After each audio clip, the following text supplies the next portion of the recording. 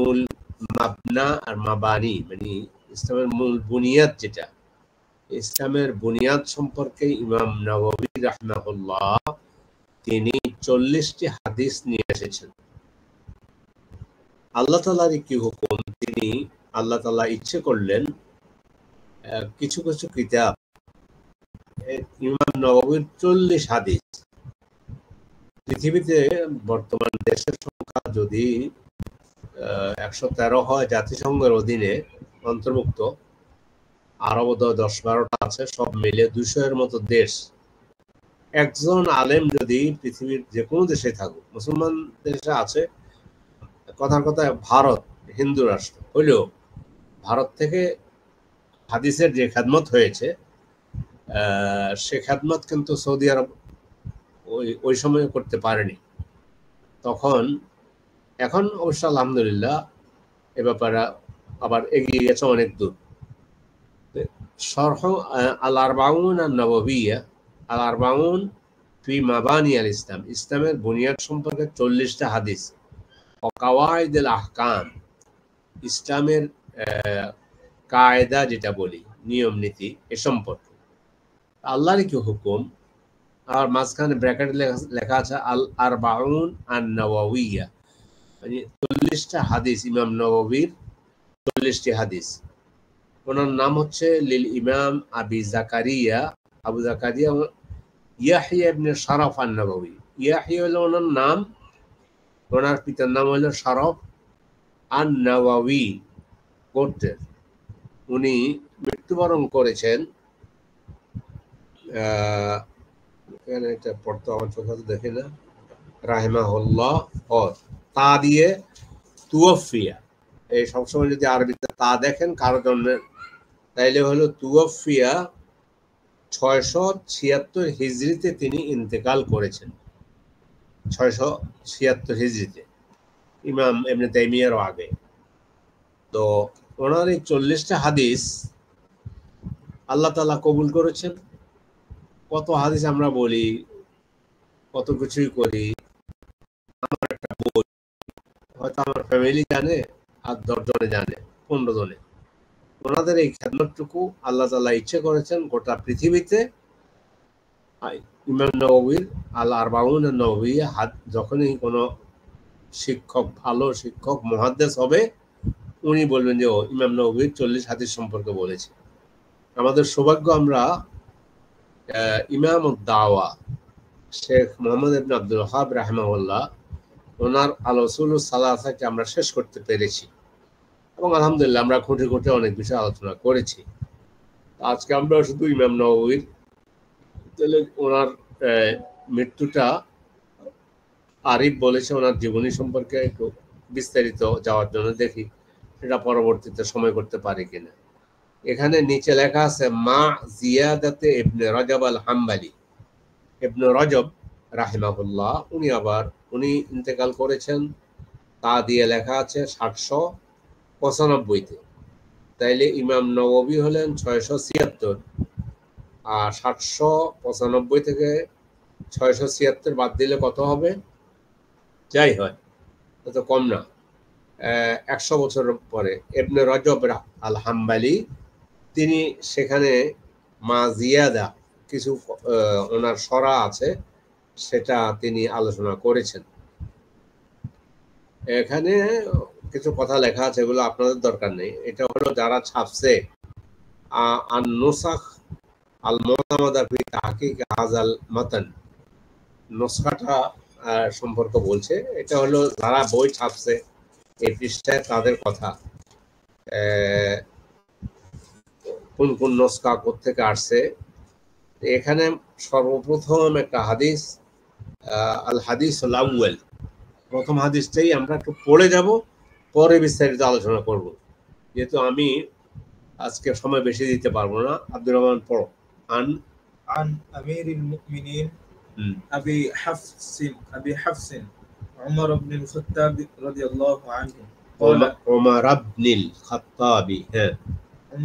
الخطاب رضي الله عنه قال سمعت رسول الله صلى الله عليه وسلم يقول إنما الأعمال بالنيات وإنما لكل امرئ ما نوى فمن كانت هجرته إلى الله ورسوله فهجرته إلى الله ورسوله ومن كانت هجرته لدنيا يصيبها أو امرأة ينكحها فهجرته إلى ما هاجر إليه ইলা মুহাজির। হ্যাঁ পড়ো। رواه إمام المحدثين أبو عبد الله محمد بن إسماعيل بن إبراهيم بن المغيرة بن بردزبة হ্যাঁ بردزبة البخاري وأبو الحسين مسلم بن الحجاج بن مسلم القشيري القشيري النيسابوري رضي الله عنها في في صحيحهما صحيحهما اللذين هما أصح الكتب المصنفة মুসান্নাফাত। বাস এটুকু যদি আমরা জ্ঞান নিতে পারি আজকে আমাদের জীবন ধন্য হবে। আন আমিরুল মুমিনিন, আমিরুল মুমিন মুসলমানদের আমির, মুমিনদের আমির। এখানে আমার কথা ছিল অনেক, পরে ব্যাখ্যা করব। আবু হাফস উমর রাদিয়াল্লাহু তাআলা আনহুর উপনাম ছিল, অর্থাৎ ওনার আবু হাফস, ওনাকে আবু হাফস বলা হতো। ওমর ইবনুল খাত্তাব, আমিরুল মুমিনিন ওমর ইবনুল খাত্তাব তে হাদিস বর্ণিত। এই হাদিসটিকে গরিব হাদিস বলে। হাদিস সহি, তবে হাদিস গরিব, গাইন রা ইয়া বা, গরিব গরিব হাদিস। আমাদের দেশে একটা কথা প্রচলন আছে, ফকির মেসকিনকে গরিব বলে। এটা আরবরা জিন্দিগিতেও বলবে না। গরিব শব্দ বাদশাকেও বলা যায়। গরিব মানে আননোন, স্ট্রেঞ্জ, অদ্ভুত। এখানে এগুলা হাদিসে নেই, বলে রাখলাম যে এটা সহি হাদিস, গরিব হাদিস মানে শুধুমাত্র এই হাদিসটা শুধুমাত্র ওমর রাদিয়াল্লাহু তাআলা থেকে বর্ণিত, আর কোনো সাহাবী থেকে নেই, শুধু ওমর থেকে। তো গরিব এখানে শব্দ নেই, আমি একটু জ্ঞান দিলাম। এটা বলছে যে ইমাম বুখারী রাহিমাহুল্লাহ, দেখেন তার ইচ্ছে আল্লাহ তাআলা, তিনি এই যে ইমাম বুখারী শরীফ লিখলেন। বুখারী শরীফের মধ্যে ৭,০০০ সামথিং হাদিস দিয়ে আসছে, ৬ লক্ষ হাদিসের মধ্যে। কিন্তু প্রথম চুজটা ছিল ওনার ইন্নামাল আমালু বিন্নিয়াত, এই হাদিসটি। তিনি অন্য হাদিস তো আনতে পারতেন, নামাজের হাদিস আনতে পারতেন, তাওহীদের হাদিস আনতে পারতেন। কিতাবুত তাওহীদ আলাদা উল্লেখ করা আছে, কিতাবুস সালাত আছে, কিতাবুস যাকাত আছে, কিন্তু নিয়ে এসেছেন একটা হাদিস। আল্লাহ তাআলা ওনাকে দিয়ে, ওনার মেমোরিতে এটা দিয়েছে। এই একটা হাদিস দিয়ে একটা উম্মত, একটা জাতি, একটা পৃথিবী সুন্দর হয়ে যেতে পারে। এখানে শুধু ইখলাসের কথা আসবে, নিয়তের কথা আসবে। এই নিয়তের জন্য এই হাদিসটি প্রত্যেক মুসলিমের ভালো করে জানা দরকার। ইন্নামাল আমালু বিন্নিয়াত, বাস নিয়তের উপরে এখানে একটা কথা আরবিতে উজ্জ আছে, ইন্নামাল আমালু বিন্নিয়াত, সমস্ত আমল হলো নিয়তের মাধ্যমে। অর্থাৎ সমস্ত আমলের সওয়াব নির্ভর করে নিয়তের উপর। নিয়ত সহি, আমল ওই আমলটা করেছে, এটা হয়ে গেল, এটা নিজের আমলে চলে আসলো। নিয়ত সহি নেই, আমল করেছে, কোনো লাভ হবে না। এই জন্য ইন্নামাল আমালু বিন্নিয়াত ওয়া ইন্নামা লিকুল্লি ইমরিইম মা নাওয়া, এবং প্রত্যেক লিকুল্লি ইমরিইম, প্রত্যেক ব্যক্তির জন্য তাই রয়েছে যা সে নিয়ত করবে। ফামান কানাত হিজরাতুহু ইলাল্লাহ ওয়া রাসূলিহি, যার হিজরত হবে আল্লাহর জন্য এবং রাসূলের জন্য। অর্থ কি? তাইলে বোঝা গেল এই হাদিসটি রাসূলুল্লাহ সাল্লাল্লাহু আলাইহি ওয়াসাল্লাম বলেছেন মদিনাতে, যার হিজরত হবে আল্লাহ এবং রাসূলের জন্য। তার মানে এই যে রাসূল হিজরত করে মদিনা চলে গেলেন আল্লাহর নির্দেশে। এরপরে কিছু সাহাবীদের মধ্যে দুই একজন এমন আছে, হিজরত করেছে, গেছে যে আমি মেনে নিলাম, ভালো, কিন্তু আসলে উদ্দেশ্য ছিল কোনো মেয়েকে বিয়ে করা, বা কোনো একটা মেয়েকে বিয়ে করার, ওনার যে সাহাবী, ওনার নিয়ত ছিল যে একজন মেয়েকে বিয়ে করবে। উনি ইসলাম গ্রহণ করে ঈমান এনে মদিনা চলে গিয়েছে, উনিও মদিনা চলে গিয়েছে। যাই হোক, অথবা মেয়ে হোক আর নারী হোক, যেটাই হোক, তাইলে ওয়াইন্নামা লিকুল্লি ইমরিইম ফামান কানাত হিজরাতুহু ইলাল্লাহি ওয়া রাসূলিহি ফাহিজরাতুহু ইলাল্লাহি ওয়া রাসূলিহি, অতএব তার হিজরত হবে আল্লাহর জন্য, আল্লাহ রাসূলের জন্য। ওমান কানাত হিজরাতুহু লিদুনিয়া ইউসিবুহা, আর যার হিজরত হবে দুনিয়ার জন্য, ইউসিবুহা মানে দুনিয়া পাওয়ার জন্য, আও ইমরাআতিন ইয়ানকিহুহা, অথবা উদ্দেশ্য হলো একজন মহিলাকে বিয়ে করবে, সে ইসলাম গ্রহণ করে মদিনায় চলে গিয়েছে রাসূলের সাথে, এখন আরেকজন পুরুষ তিনি গিয়েছেন মদিনা, কি জন্য? আমি ইসলাম গ্রহণ করেছি, গিয়ে আসলে উদ্দেশ্য ছিল ওই মহিলাকে বিবাহ করা। আও ইমরাআতিন ইয়ানকিহুহা ফাহিজরাতুহু ইলা মা হাজারা ইলাইহি, তার হিজরত হবে যে জন্য সে হিজরত করছে। এখন কি সে আসলে রাসূলের মহব্বতে ঈমান এনে হিজরত করেছে? তো রাসূলের এই হাদিসের মাধ্যমে গোটা পৃথিবীর প্রত্যেক ব্যক্তির সকল আমল, এটা আমাদের এই আমলটা, আমাদের এই কাজটা, এই আমলটা যদি এটা হয় যে আমরা 3 জন বসেছি, এখন কয়জন আছে? 1 2 3 4 5 এই 6 7 জন আমরা আছি। আমরা 6 7 জন বসেছি, বসে আলাপ করতেছি। আমাদের ইচ্ছে হলো আমরা আল্লাহর রাসূলের এই কথাটা পড়ে দেখিনি যে আমল করব, এই জন্য বসেছি। আল্লাহর কাছে এই তৌফিক কামনা করি, তিনি এসে আমাদের নিকট থেকে কবুল করুন। ইনশাআল্লাহ এটা আমরা কিয়ামতের দিন গিয়ে পেয়ে যাব। এই হাদিস এটা একটা বিরাট সম্বল একজন মুমিনের জীবনে। আমরা যদি যাই হোক, আমি ইনশাআল্লাহ আল্লাহ রহমত হাদিসটা পুরোটাই আরবিতে পারি, আরবিতে মুখস্থ আছে। আপনারা আরবিতে না পারলে অন্ততপক্ষে বাংলায় এটা মুখস্থ করে নেবেন, আরবিতে হয়তো সম্ভব হবে না। আরবিতে আবারও মুখস্থ আছে এটা। মাশাআল্লাহ, জাযাকাল্লাহ খায়র। দেখছেন, বহু, আমি এখানে কাউকে ছোট করছি না। এই ঠিক এই হাদিসটা হুবহু আপনি জিজ্ঞাসা করেন কোনো ইমামকে, হয়তো কোনো মসজিদের, হয়তো বা বলবে যে ওস্তাদ আমি তো এটা দেখে দেখে পড়তে বলবেন।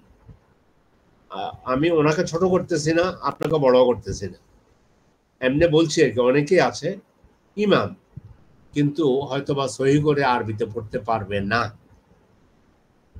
সবকিছু মিলে পরে রেফারেন্স, এই রেফারেন্সটা এটা খুবই গুরুত্বপূর্ণ একটা দিক। রেফারেন্সে বলছে রাওয়াহু, বর্ণনা করেছেন ইমামাল মুহাদ্দিসিন।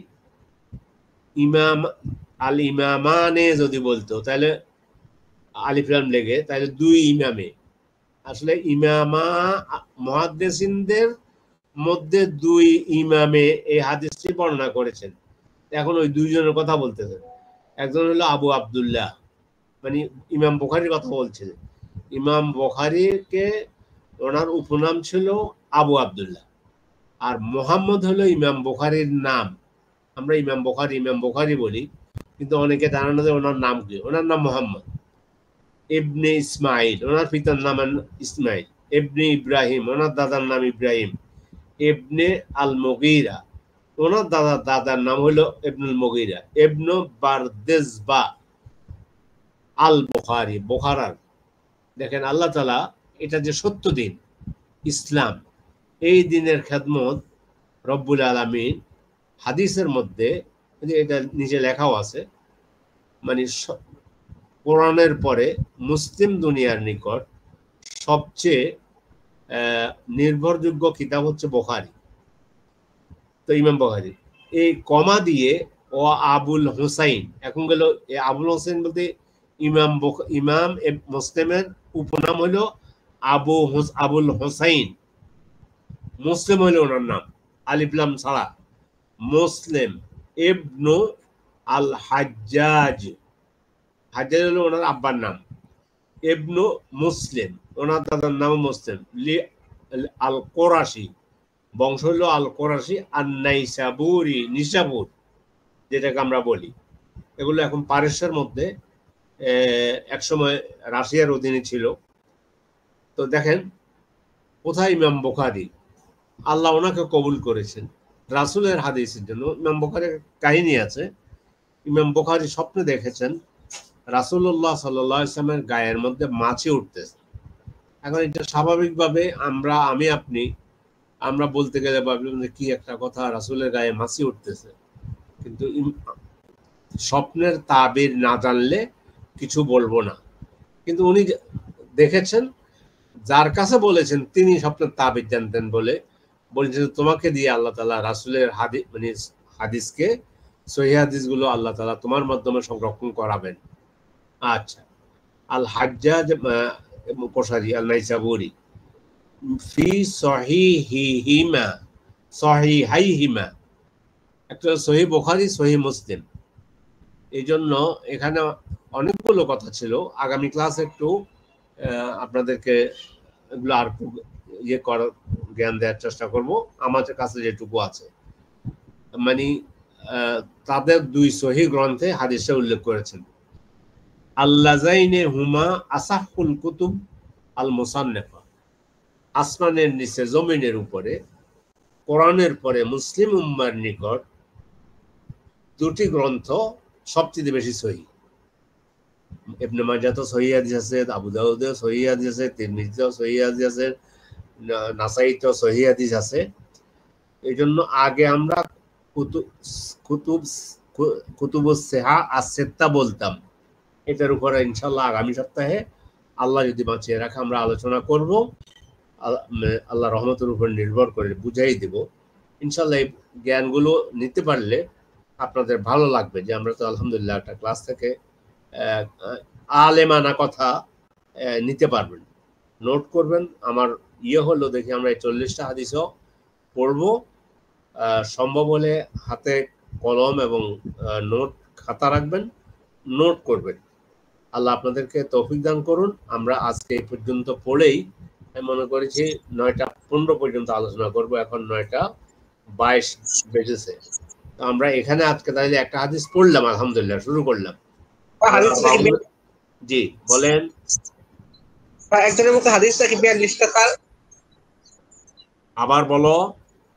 হাদিস কি 42টা আর ভাই নবী হাদিস কি 42টা?